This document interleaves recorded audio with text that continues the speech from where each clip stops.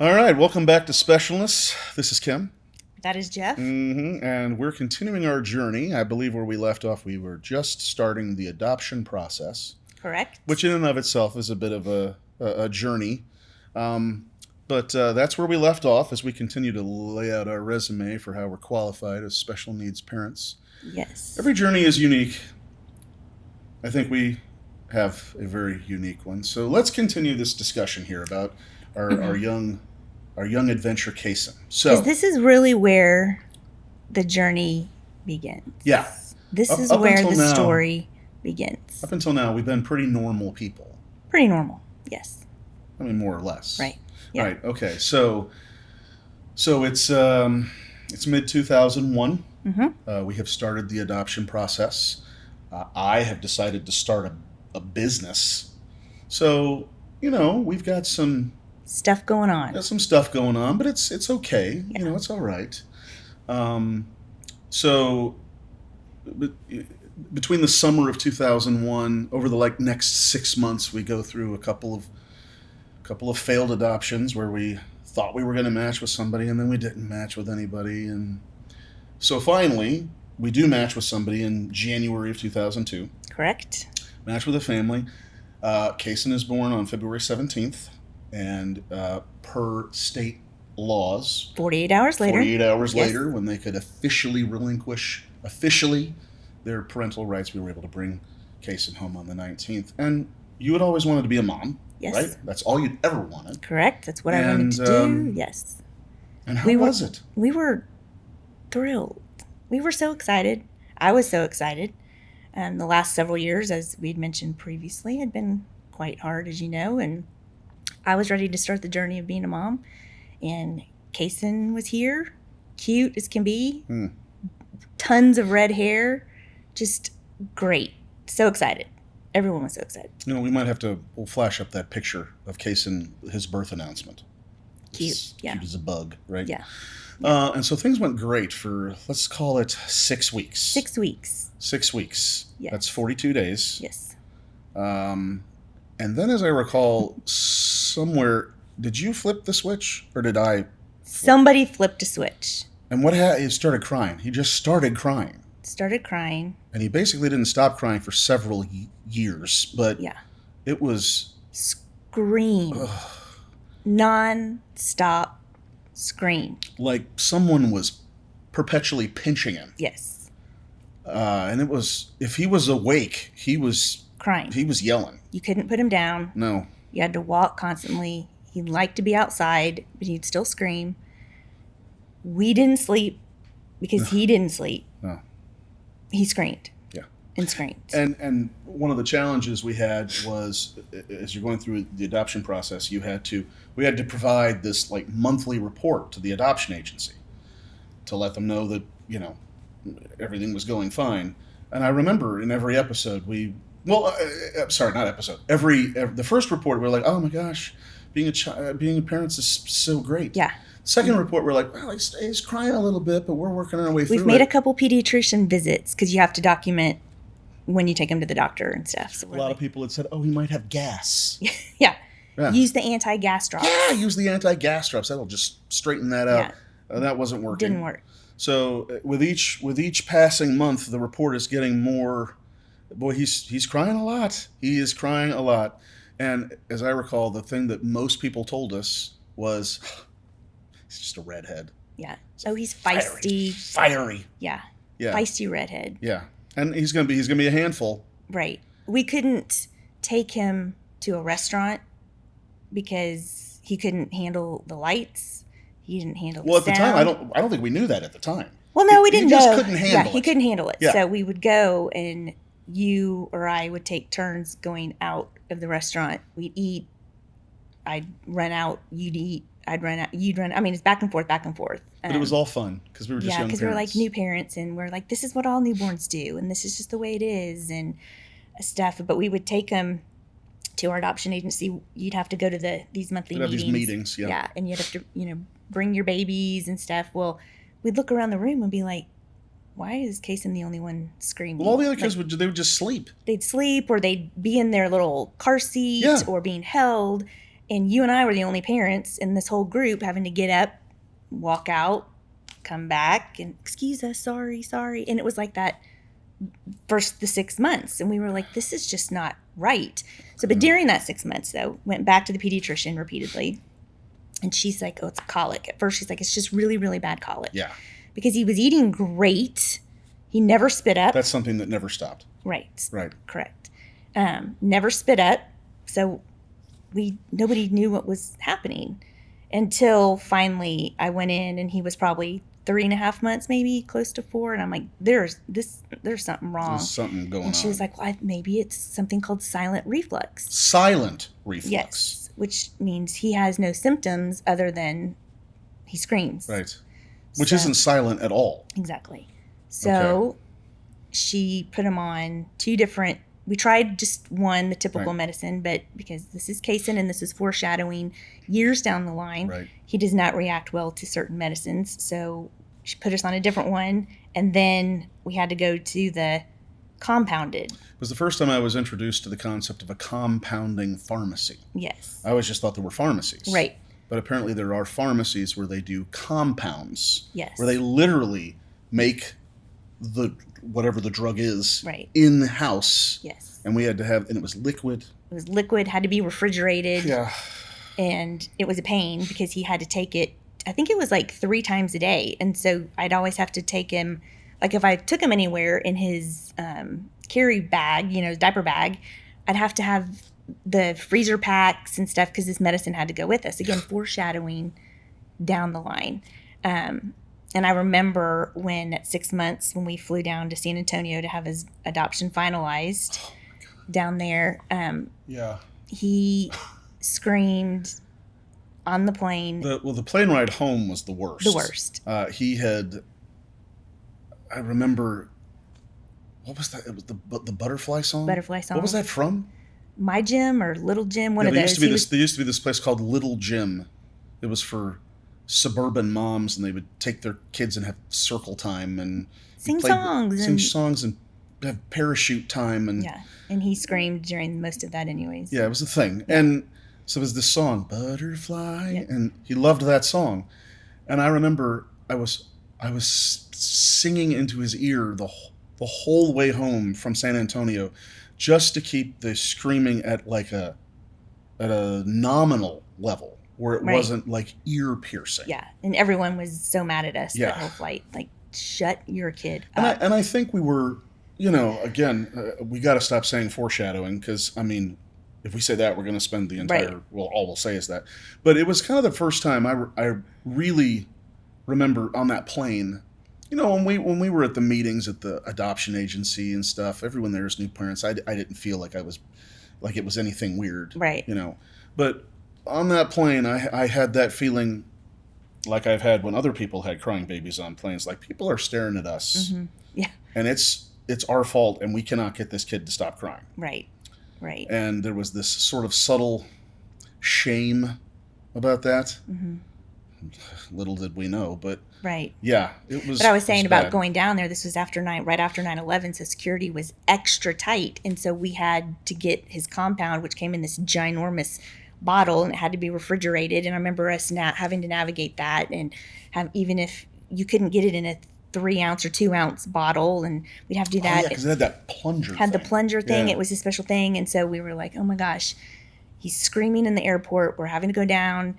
Are they going to let us adopt him? Is the judge going to be like, oh my gosh, what's wrong with this child?" And so we get on the plane, come back. That was a nightmare. He fell asleep literally as you're walking across the jetway thing, and we were sweating and so tired and couldn't believe, but finalized the adoption. So that was. And we're thinking, his ears are popping.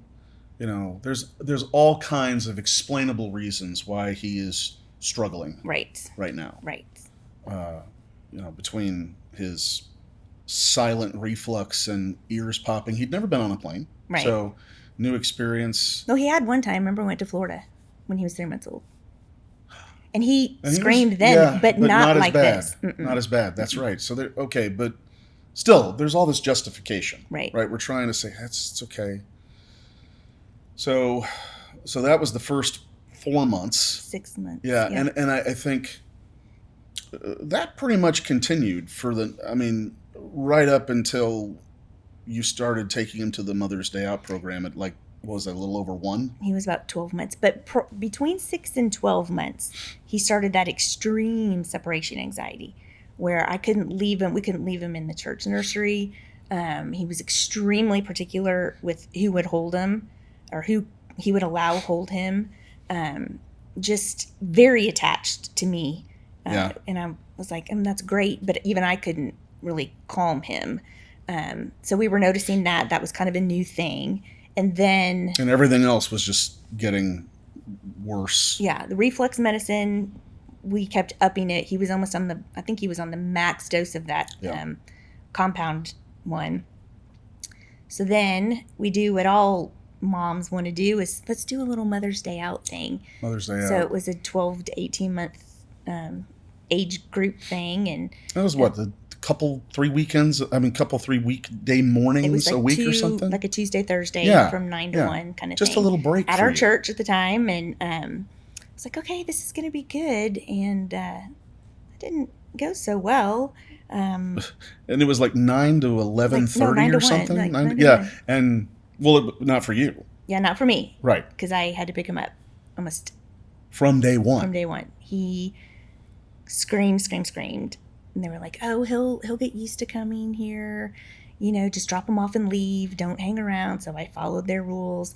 It took him forever to settle down. And then come nap time, which is required. He wanted none of it. So I would have to come pick him up. So yeah, my 9 to 1 was not 9 to 1. It was more like 9 to 11:30 kind of thing. And that was our first experience of paying for something and not benefiting fully from it. Yeah. Yeah. Paying for something in total and getting about half of it. Right. And me being that mom, here I come, getting called.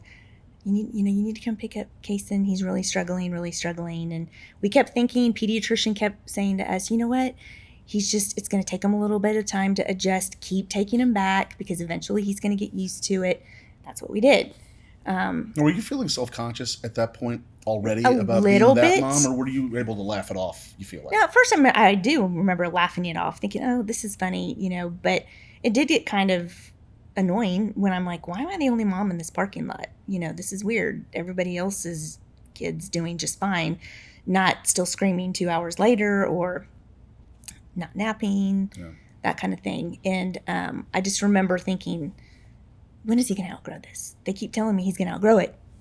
And that was a common thing. Yeah. That was we kept hearing, oh, he's going to outgrow this. He's going to outgrow this. He's just temperamental. He's just feisty. He's a fiery redhead.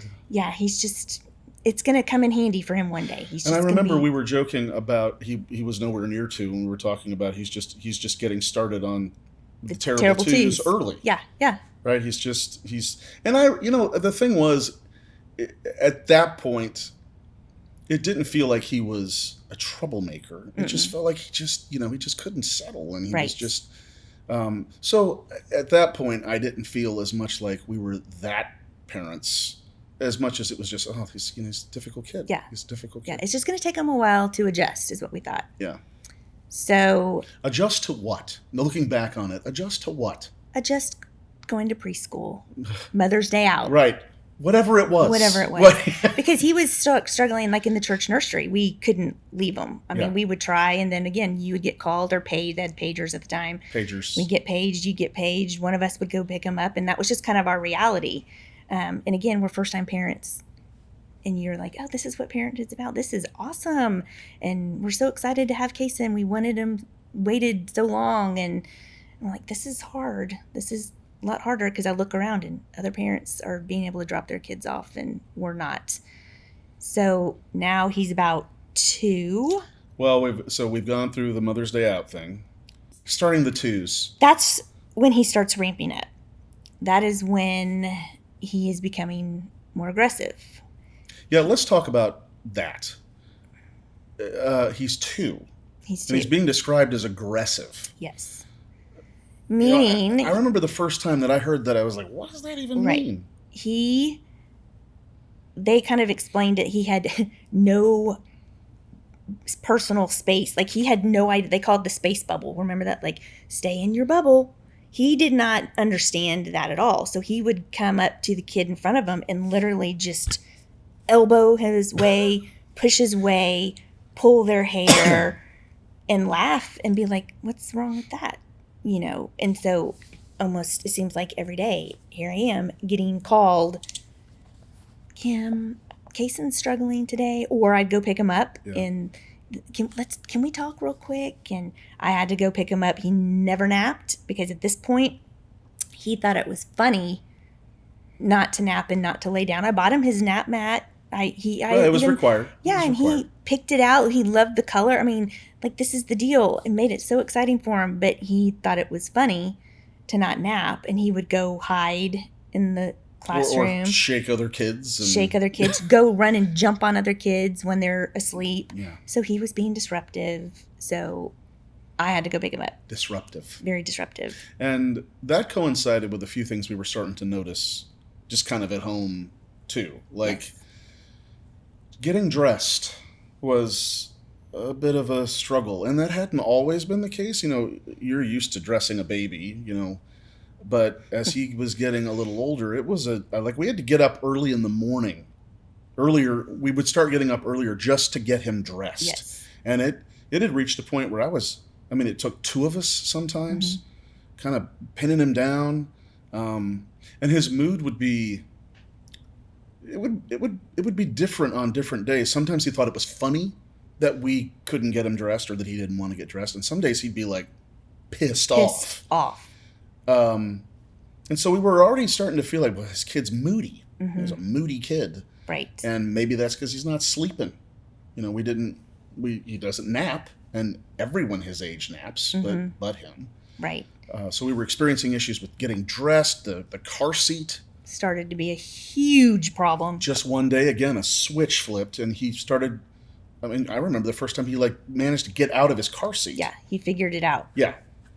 Just didn't want to be restricted. So we had to go buy a new car seat with a 6-point harness. And so he couldn't get out of it. And that took how long to get him in? Man, by that point, if you think getting dressed was hard, I was getting to the point where, especially at the early part of the school, when it was still kind of summer, I'd be dripping with, and he would be too, we would just be dripping with sweat from the fight it took to just get him into that car seat. Yeah.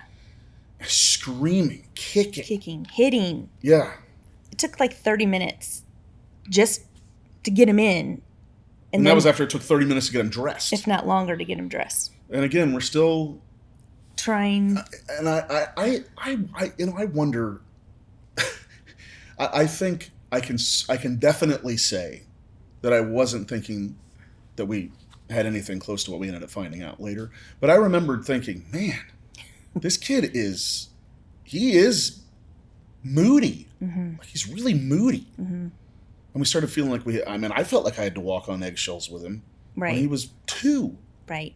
And at that point too, I couldn't take him we were in a little play group, and sometimes he would do great there. Other times he wouldn't. Sometimes we'd have to leave early. If we'd go to the park, we started noticing that he didn't play, I'd say, appropriately, if you can say that. Yeah. But he would play more on the periphery of the playground. He wouldn't, if he was going to engage with the kids or other kids, he would do it inappropriately. A lot of times he would go and run up and push them or... Yeah, I remember the first time you told me about that, I was like, I didn't really understand what you were saying. And so you just said, well, take him to the park. Yeah. And so I was like, this can't be that big of a deal. Or he'd focus on the wood chips. Yeah. And thought it was funny to throw wood chips at people. Yeah. And you're like, this isn't playing. Or the rocks. Yeah, the rocks. Whatever. Let's go down the slide. Let's go do that. And he wouldn't. He'd freak out and scream and whatever. And then transitioning, be like, okay, we're not having fun at the park. Let's leave. Then it would start a whole ordeal of let's get in your car seat. Let's go. And, it would start the whole 30 to 45 minutes of getting him in the... And people are hearing it and they're watching. Yeah. And I'm just like, this is not what I thought parenting would be like. Because it was a battle. Everything was a battle with him. And picky eating, his eating habits changed. The school, again, the the preschool was the twos. The twos right, teacher, later on in the year, Kim, he's not participating in circle time, and I can't keep him when we're doing art or painting or whatever. He's painting the wall, or he's not following directions. It was, now sometimes we can look back on it and laugh now a little bit, because you're like, oh my gosh. Well, not, if you didn't know what you end up finding out later, as you'll find out. Yeah, it's kind of annoying, but it's kind of cute if it's not annoying. And it was getting to the point where it was more annoying than cute, I think. Yeah. Because he was about 2.5, Yeah. A little between 2 and 2.5, and we started the adoption process to get another baby. While we're still trying to potty train Cason. Yeah, still trying to potty train Cason. Start the potty train thing. So we moved Cason to his big boy room, yes. thinking we don't know how long it's going to take to get and we had talked about that because, typical things that happened in his crib, like, he had taken his diaper off and we'd gone in and, we got to clean him up and all that sort of thing. But when we moved him, I remember when we bought the crib, it was converted to a bed. So we had made this big deal about, oh my gosh, you're going to be moving to a big boy room. Boy bed, you're a big boy now, and all this stuff. And we were hoping that the psychology of that move was going to be a confidence booster for him. And he, I guess to some degree he acted like it was. He was kind of excited about it, but we kept the baby monitor in there, and we had started to notice that he's not sleeping as much at night. At night, yeah. And he'd wake us up in the middle of the night because he'd be banging around or something, and we just kind of got used to that. Mm-hmm. But when he moved into his room, and he wasn't restricted by the crib not that he hadn't started crawling out, but he had kind of free reign of his room now, and it was noisier, and it just didn't seem like he was sleeping very much. Right. And then one day we heard this like something had fallen over. Mm-hmm. And I remember I was running in there because I thought, oh my gosh, the book, is something falling on him or something like that. And he had ripped the blinds right out of the wall. Yes. At 2. Yeah, just ripped them right out of the wall. Mm-hmm. And I remember thinking... Yeah. They were just laying on the floor, and he's looking at us, laughing, thinking this is the best thing ever. And I think you and I both looked at each other and thought, you know how much strength that had to take to yank blinds out of the wall? I'm not sure. It wasn't to me nearly as much about the strength as it was the objective of what made him rip him out of the wall. It wasn't like it was... It was one of those kind of scrim kind of things. So it wasn't like it made the room really dark or whatever. It was like a shade. Mm-hmm. But for whatever reason, he didn't want it there. Mm-mm. And, that was the first time. That was the first time that he kind of damaged something. And I was like, man, I gotta, fix this or whatever. It's my first dad moment of having to repair something that the kid broke. Broke or something. So, all along the way, he's difficult, but that's how we're referring to him. Yeah. He's difficult. But right. By the time he's about 3.5, I came home from work one day, and you sat me down, and again, you had taken him to the park. Mm-hmm. And you said that it seemed even weirder that day than it had been. That you had noticed him like, he was on the periphery of the playground. Other kids are playing. Right. And he was like acting like he was playing with them, but they had like no idea he was there. Mm-hmm. And he was like you said it was almost like he was talking to an imaginary friend or something like that. And I remember I was kind of like, well, what are you going to do? He's a kid, he's whatever. And that's the first time you said, I've done some research on the internet, which was fair, I guess still kind of new.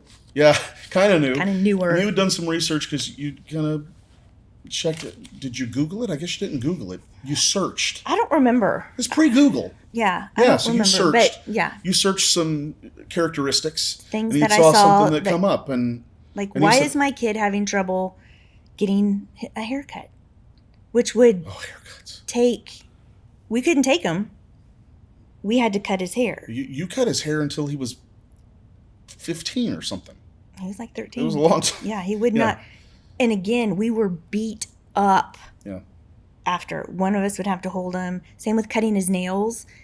Just Well, he was really starting to scratch himself too, and he would scratch which himself. is why we had to cut his nails. But again, we were like, why is this taking two of us to the point of I would have bruises on me because we're cutting this little 2-year-old nails. Like, this is insane.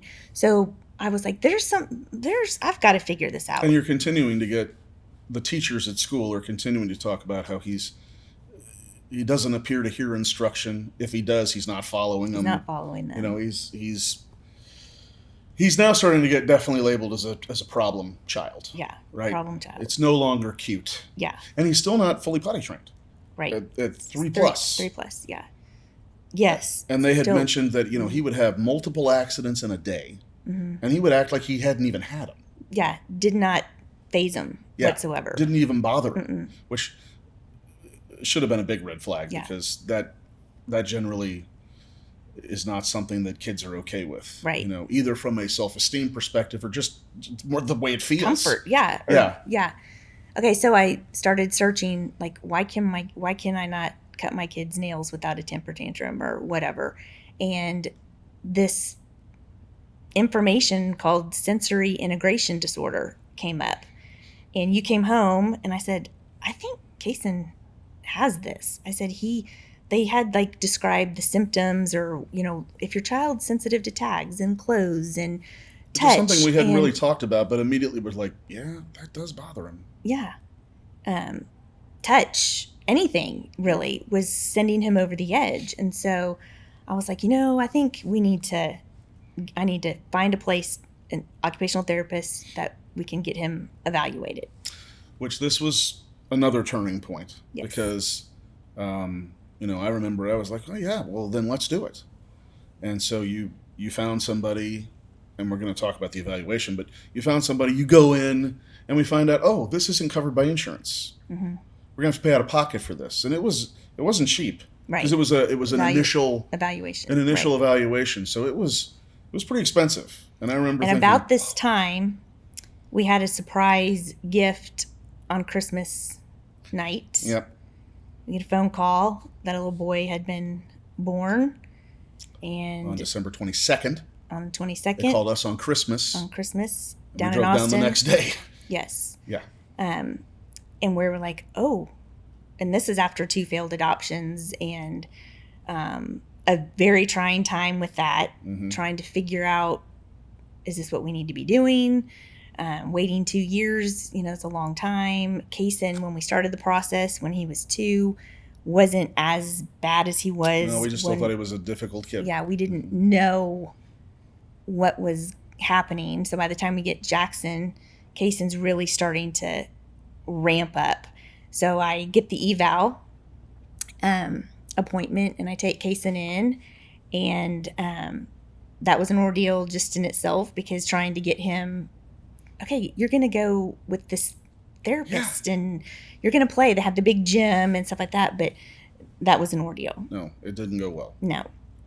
So that took to get the eval back took maybe a week or so, and she called me in to meet. And I'm like, okay, here we go. And you have a copy of it. I have a copy of it. So let's read. Let's just read exactly. This is what year? 2007? 2000. He's 5? 4. He's 4 2006. years, 2 months. Okay, so that's going to be April of 2006. Jackson was born in December. So Jackson's itty bitty, right? Okay. So you're at work because you have this new business. I'm there reading this eval with her. Cason's supposed to be quietly playing. He wasn't. And Jackson's in his car seat trying to be a newborn baby. Trying to be a newborn baby. not crying, Sure. sleeping, whatever. But So Cason's trying to. These are not your words or my words. No, these are the words of an occupational therapist. Yes. Okay. All right. So she says, Cason's behavior/temperament is described as being intense, easily frustrated, having temper tantrums, anxious, difficult to manage, fearful, shy, having hypersensitive feelings, preferring to play alone, uncooperative in group situations, and a picky eater. Okay. So now, had you told her any of those things, or was that literally just from the evaluation? I had to tell her a couple things, but Okay. a lot of the evaluation was over several days. It wasn't just a one-time 30-minute thing. Right. At times, he is calm and relaxed, excitable, impulsive, discouraged, depressed, clumsy, dislikes school, has short attention spans, and is sluggish. I mean, I think it's interesting that a lot of these words contradict each other. Right. Because high energy, sluggish. Excitable, depressed. Yeah. And I remember thinking, but that's him. Yeah. When we describe, he's moody. Yeah. You don't know what you're getting. We use the word moody. Goes on to say he is sensitive to touch, tends to touch others excessively, which goes back to the preschool example of pushing kids and pulling their hair and all that kind of stuff. Prefers to touch than be touched. Tends to get irritated, enraged when touched by others. Enraged. That's a troubling word to hear. But it was the truth. No, it's not untrue. That's exactly how we saw it too. Yeah. Like, you go to put him in the car seat. It's one thing for us to say it, though. Yeah, but to have somebody say to have this a about professional him, say he's enraged. Yes, enraged. Yes, likes to play in the sand and the water, which he Who did. doesn't? He did like. Beach. He did like his bath time. Yeah. That did seem to calm him down. Frequently bumps into and pushes other children. He dislikes being held, cuddled, bangs his head on purpose, prefers certain texture of clothing, sensitive to certain clothing, grinds his teeth out of anger, and dislikes getting his face washed. Now, the bangs his head on purpose. I remember that striking me funny because he had done that a little bit. I mean, I'd seen it. I certainly wouldn't have called it something he did all the time. Right. But that set off an alarm in me because someone who bangs their head on purpose, that started to sound like autism. Yeah. And that was the first time ever that I had thought, uh-oh. Yeah. Could this be that? Is that what we're going? Yeah. Right.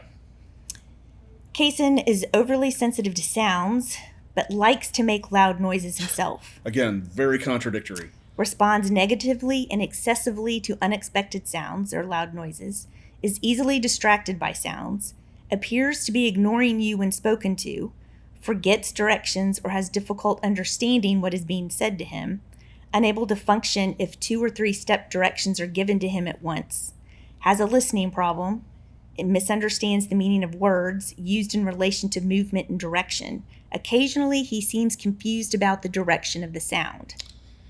And I remember questioning her on that. I'm like, what do you mean by the direction of the sound? Like you think someone's throwing their voice from across the room? Yes. Can't tell where the sound is coming from. Yeah.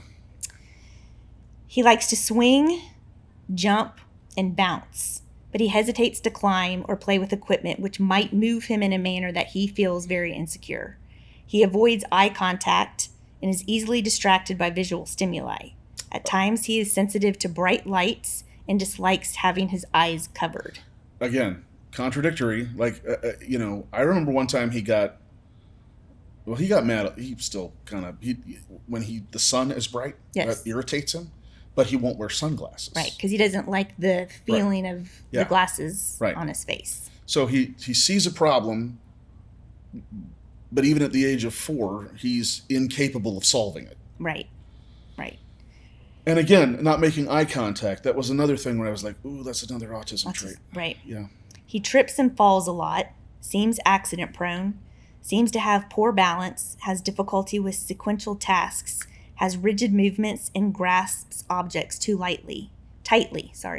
Sometimes he avoids playground activities, tires easily, appears to have more difficulty than peers in mastering skills, has difficulty with ball skills, has poor posture, and has difficulty with manipulative activities. He does not discriminate odors, will only eat certain foods, chews on some non-food items, dislikes food with certain textures, and has difficulty learning bowel control. Which is just a really nice way of saying he still has accidents. A lot of accidents. And I think that when they're talking about he can't discriminate odors, I mean that's one of them, right? He would wreck his pants and it didn't bother him. It didn't bother him. He had no. Now to this day, I still don't know if he knew he did it and he just didn't care, or if he didn't know he did it. I think at this point he didn't know he did it. Yeah. I really don't. Yeah. So, as a mom, you hear this description of your child, you know, because you're seeing a lot of this at home, you're seeing it at school, but to see it written out, the OT was awesome, very nice and encouraging, but still it was heartbreaking. Now, I remember when I came home and you showed me this printout, and I read it. Again, another turning point. First time I'd ever read an evaluation of his where I thought, wow, this may not be fully correctable. Mm-hmm. Now, I remember I said something along those lines, and you said, well, we're gonna, they're recommending that he go to occupational therapy twice a week and speech therapy twice a week, which makes me think, therapy. So this is something that's going to help him move past this, and so we're gonna go down the road of something that is therapeutic, and we're gonna work on solving the problem. Right. Because there's goals. They set up goals, and they're like, okay, these are the things we're going to focus on. Because in the rest of this eval, out of all the different areas they test him on, over half he scored below average or in the poor range. So they had a lot of things to work on with him. He had a lot of opportunities. A lot of different opportunities. So at that time, they recommended him to go to occupational therapy twice a week. Yep. Like, okay, we're going to do that. And speech therapy. Not yet. We at the time. Well, that was coming. That was next. That was next. It was all part of the recommendation. Yes. Yeah. And because of how she was describing that he really struggled with following directions and the sounds and not knowing the sounds. They were like, I'm almost positive he's going to have auditory processing and something with expressions. So a lot of terms that at the time didn't mean a whole lot. Exactly. They sound very scientific. Right. And then again, we find out, this is not covered by insurance. Exactly. Because now insurances actually do cover a lot of that, but this again was... Well, this is pre-Affordable Care Act. Yeah, this was a long time ago. They didn't... Our insurance... And I don't remember because your business was still new at the time, if you had... well, we had pretty good insurance, but, at the time, insurance was more built for... more common things or catastrophic things. Right. It wasn't really built for something like this. Yeah. So we were paying out of pocket for every session. So after paying thousands of dollars for the evaluation, I don't know if it was thousands, but it was over $1,000. I remember it was a bit of a shock how much it cost, and now we're going to be paying a pretty high hourly rate for these therapy sessions. That there is a plan, but it's not like 3. It's an extended period of time, and it was the realization was now really starting to hit me about, this is going to be a bit of a difficulty. I'm going to have to start, because we just also adopted a baby. Yeah. That's not free. And for those of you who don't know, adopting children is not free. Yeah, it's so we had already allocated significant funds toward adoption fees. Now we're starting to spend money on these therapies that are going to hopefully fix an issue, or improve an issue, but it's kind of open-ended, and it reached. I was realizing, wow, I'm going to have to figure out a way to make some more money. I'm going to have to work a little harder here, because I got to just to pay for this stuff. It's going to take some effort.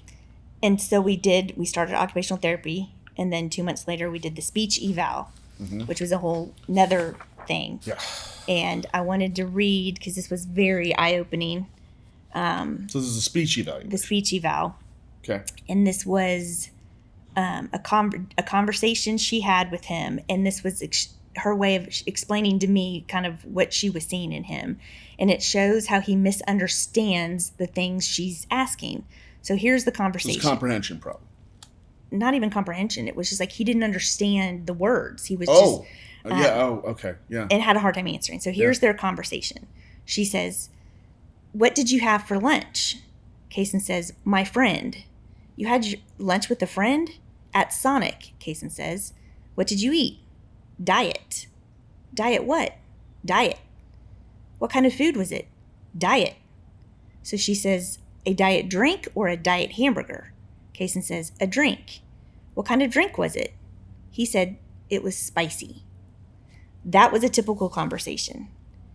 And I was like, wow. I mean, it was starting to get to the point where having a conversation with him felt like a surreal experience. Yeah, and you'd be like, "What do you mean spicy?" And we did find out spicy was carbonated. Yeah, it was just a way of saying carbonated. But he had a very hard time expressing himself and really understanding, okay, wait, you had your friend for lunch? That's, for a 4-year-old, that is a very strange way of answering. So, needless to say, we needed to do speech therapy. So we were doing 2 days a week speech, 2 days a week occupational therapy. Now, were those different days or were they on the same day? I think they were the same day. I think they were like 45 minutes. So you were only having each. to go there twice a week for an extended period of time, though. Oh, hours. Year, yeah. No, I mean when you'd go on a Tuesday. Oh, well, it was 45 minutes. I think it was 45 minutes. A couple hours, yeah. Okay, so you're there a couple hours. Yes. But again, you wanted to be a mom. You're a stay-at-home mom. So I guess you had time to do it. I guess. You guess. Well, I mean, it definitely wasn't in our hopes and dreams that we would be taking our child twice a week to 2 hours of therapy on occupational and speech stuff. But still, even at this point, it feels like, okay, we're solving a problem. Yeah, because I would look around the waiting room. In fact, I met some of my closest friends in that waiting room to this day, and I was like, oh, look, these other kids are struggling. And they're the same age. Roughly. Some were even a little bit older, a couple years older, and I'm like, okay, see, kids have speech issues. Kids need occupational therapy. Okay, this is good. Something else that I think was difficult about the time was, so at this point we're starting to pick up on, there may be some actual things going on. It's no longer he's just feisty or a problem child. But I remember still feeling kind of defensive about it, because it was still a reflection in my mind of our parenting. Well, because he's still getting in trouble at preschool. Oh yeah. I mean, it's still. And I know that was worse for you because you're the one having to go pick him up. Yeah. Or they would do the Christmas program in. I mean, he was in it. He was up there. He was up there. I want to say it was the 3-year-old one when the girl next to him had on that fuzzy sweater, and instead of singing songs, Cason stood there and pulled all the fuzz out, so her whole shoulder of her sweater was bald. Which is funny when you're 3. Yeah. And Cason was moving around. He would never sing, but you look around and all these parents are like, oh, look, and they're doing so good, and then your kid's the one yeah, there's the troubled kid. So we did the OT, we did the speech. He gets into, so he's 4 at this point, and he's in the true pre-K at preschool. Yeah. And his teacher is seeing more and more issues, if you want to call them. It's just not getting better. I mean, every year it's getting a little bit more pronounced, right? Yes, the his behavior aggressiveness issues. with the other kids, just the defiance. That's the first time we heard that word. Defiant. Literally, I'm going to ask you to do something, and I'm going to not only not do it, I'm going to tell you I'm not going to do it. Right. And run out of the classroom. That's stupid. Right. And you're stupid. Yeah. He was going up a notch again. Yeah. And so that teacher recommended that I call our school district, and have one of their psychologists come out and observe him for the day. Because kindergarten's right around the corner. Right. In our plan, we had moved into a new house right about the time we got Jackson. In a very good school district. Great school district. Yeah. Our plan was we're going to put him in the public school for kindergarten. And so I called the district, and that takes some time. Psychologist comes out. I have to be there for a small portion of the observation. And then I wait for the big eval results from the school district. And that was hard to read. And that was much more independent, right? Like there wasn't a whole lot of pre-interview with them or she even just with the teacher. observed. It was literally, I'm going to observe this kid. Yeah. She did ask the teacher a little, like, is this a typical day for Cason? But it's not like the other evals. No. It was very blunt. Yeah. Is that a good way to put it? Yeah, very blunt. Yeah. Okay. And so reading that eval, she witnessed the aggression. She didn't sugarcoat it at all. No, she didn't. She was saying that, like, for example, during cleanup time, the kids are all putting the blocks away and putting them in the right cubby. Cason's throwing blocks very hard and hitting kids in the head with the blocks and laughing. And they're crying. And he was always having to be redirected. And then they would move him on to another activity, and he would destroy that activity.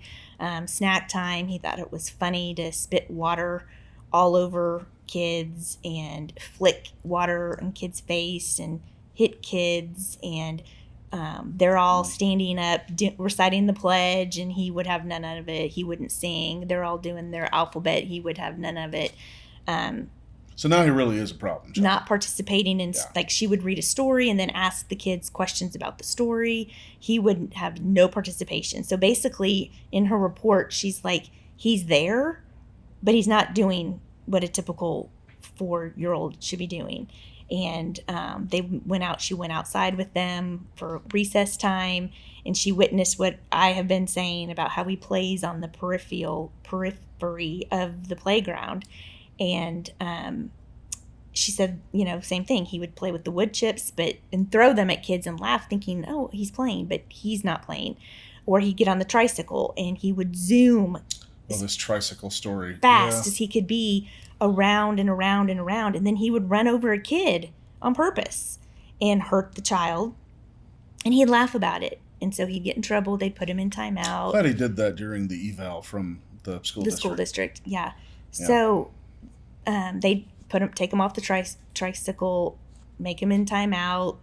He'd sit there for 3 seconds, get up and run away. Then they'd have to fight him and sit back down and whatever. Eventually he'd get back on a tricycle and he would ride. And then he'd find a solid surface like a fence or something. And he'd ride right into it back to the occupational therapy. He liked that hard bouncing. What would later be called bumping and crashing. And he would hit it so hard he'd fall off the trike. Wouldn't faze him. He kept doing it repeatedly again. And the other kids at 4.5, they're getting ready for kindergarten. They're getting ready, they're interacting, they're playing. And here's Cason doing this. So she says in her eval that she's like, well, I see definitely ADHD for sure. First time we'd heard that. ADHD. And she said, but I also see PDD-NOS, which is pervasive development disorder, not otherwise specified. Which they don't even do anymore. Right. Which basically is autism. Well, at the time, it was basically they didn't want to call it autism. He has autistic traits. Right. Yeah. So she recommends we pull him from this preschool and we put him in our district's early childhood learning center, because that's going to be our first kind of gateway into the public school system that we live in, or the ISD that we live in, and they'll have the evals and all that kind of stuff. Mm-hmm. So he did that for most of the spring of that 4-year, and it went a little past June, I think, and they past June? a little past May into June. Into June. Yeah, this program did. And they do end of the year eval recommendation. And I go and sit down for that, and she says... Now, before you get there, the pulling him out of the preschool force and putting him in this... I mean, let's be honest. This is the school where they're putting the troubled kids, right? And kids that have diagnoses, Right. a lot of speech issues, a lot of autism, Right. So this is some where other they're special needs. this where is they're this is where they're trying to behavioral, yeah. So in the time that he was there, did we really feel like it was any better or different than when he was at? Because it wasn't. No. We were hearing the exact same things. And I think he was worse, to be honest with you. I think he did not like the change at all. Right. And he wasn't there for very long. By the time they did their eval and we got him into the program, he wasn't there that long, and transitions were hard. So I don't feel he did that much better. And in her report, she basically said the exact same thing that the first psychologist said and what the OT was saying. She sees it all, and she's like, okay, you need to set up an ARD meeting with the local elementary school you're zoned for. I know a lot of people who are listening to this know what an ARD meeting is, but for those who don't, ARD meeting is the district's meeting where you're going to talk about a plan for your child for with whatever the special services education they can department. Provide. Yeah. And because they're like, yeah, he's going to struggle. He's going to struggle. Which I appreciate their honesty. Exactly. Okay. So never been to an ARD before. Didn't know a ton. His OT had kind of told me what was going to happen or whatever. I think it's safe to say now in hindsight, you generally don't expect much from an ARD. I think that, and I think you have to go into it with fight. You have to go in because they're not going to offer a lot. No. Yeah. No. And so. And they didn't. Yeah. So I go in, and there's like 15 people there. You've got the principal, the whole special ed team, the kindergarten team. Everybody's there, and you feel like you're sitting at the table, and they're all sitting around, and they're looking at you like, and your problem is? And now? And now what do you need? And I'm like, oh, okay. So here's his evals from OT and speech and the early childhood. And they're like, yeah, we've seen all that, whatever. We're labeling him emotionally disturbed. Whoa. And pause on that. Yeah. And we're going to give him 30 minutes a week of social skills time. To solve all these problems. Now that emotionally disturbed, or ED, Mm-hmm.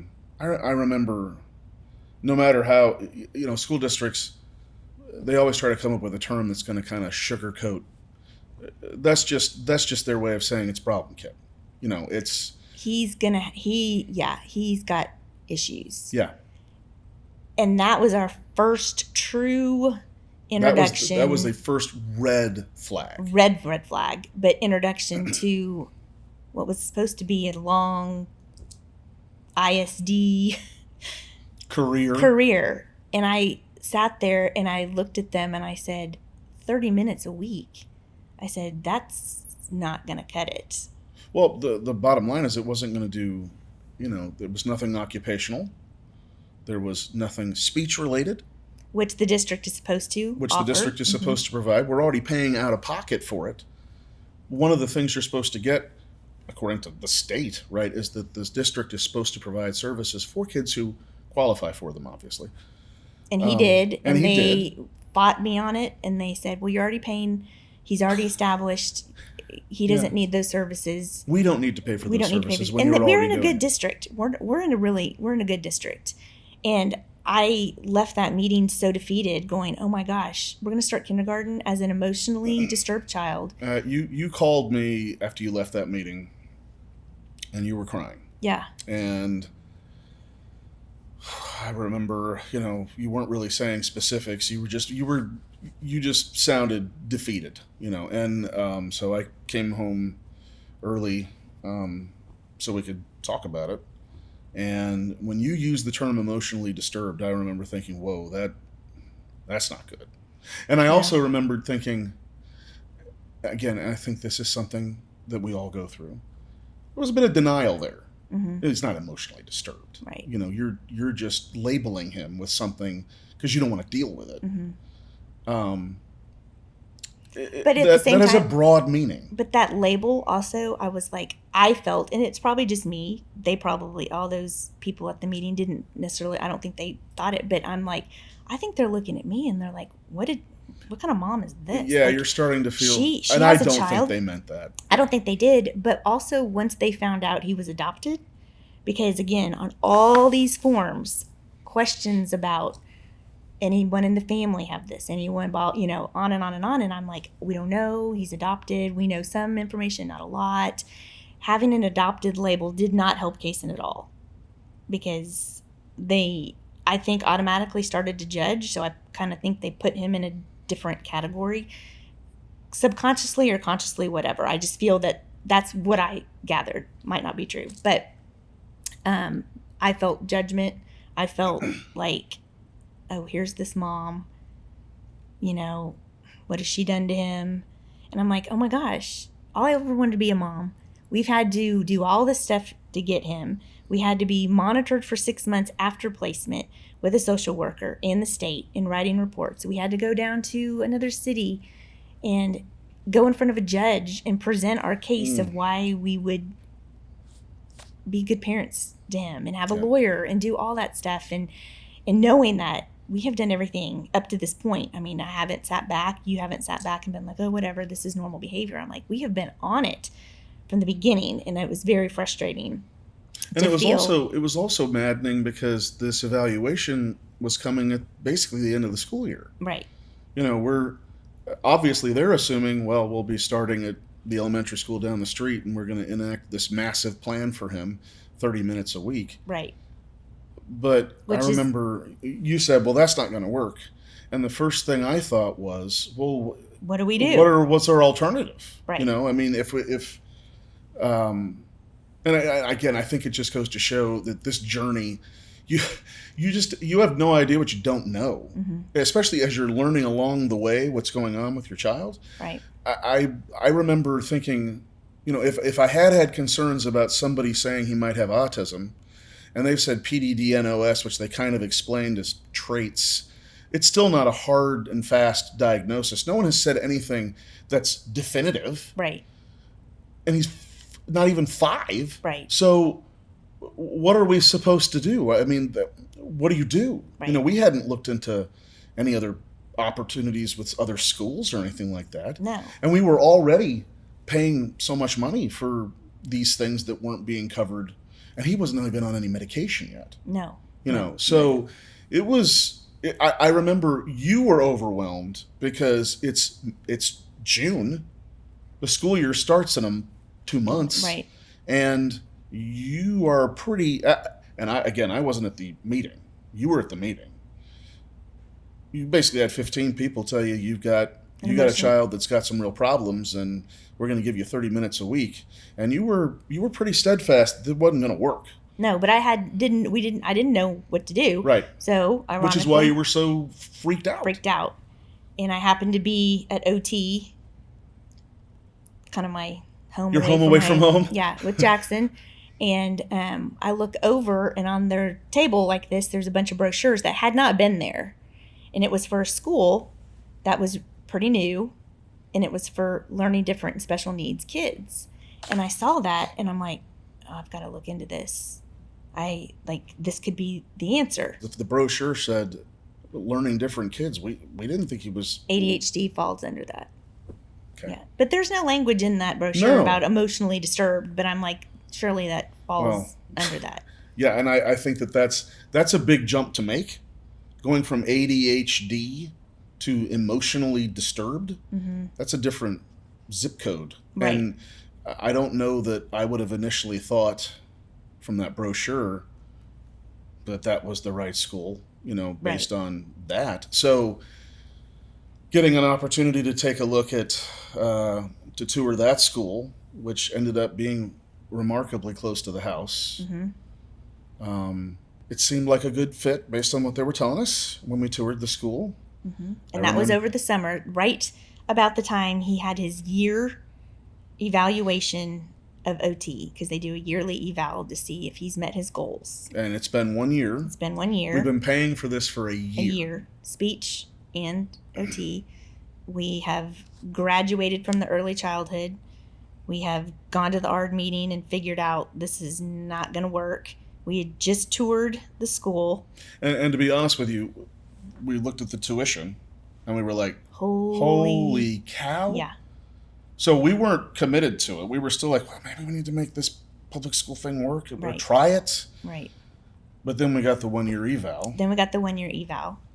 And good news, he had, out of the below average and poor, he had bumped up in several different categories. He gone from below average to poor and poor to okay. Yeah. And a couple, actually, he was in the average range in a year, and that was good. Mm-hmm. Still excessively energetic, excessively bumping into the wall on purpose, the bumping, crashing thing. But the difference with this one, she calls me in. I'm in the little room with Cason, who is literally jumping all over the place. Jackson's in his car seat screaming. And she was like, Kim, he's doing better with some sensory things, but he's not better behaviorally. In fact, he's gotten worse. We're seeing even more aggression. We are seeing more defiance. We are seeing him say things like, I want you to die. Saying... And of course, we're hearing emotionally disturbed echoing in our head. She looks at me, again, very sympathetically, very caring, like she did the first time I read this report. She's like, I think your next step needs to be, you need to go to a psychologist to get a complete, full neuropsych eval on Cason, because I think he has psychological issues going on. What a perfect way to end this episode. What a perfect way to end. Yeah, because that in and of itself.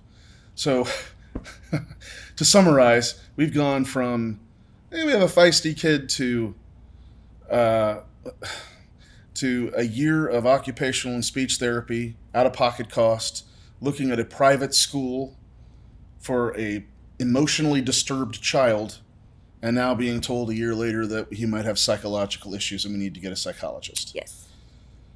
Join us next time for the continuing story. So we've covered basically up to 5 years old. Yes. We'll pick up the story next week. Thanks for joining us on Specialness. She's Kim. You're Jeff. And we'll see you next time.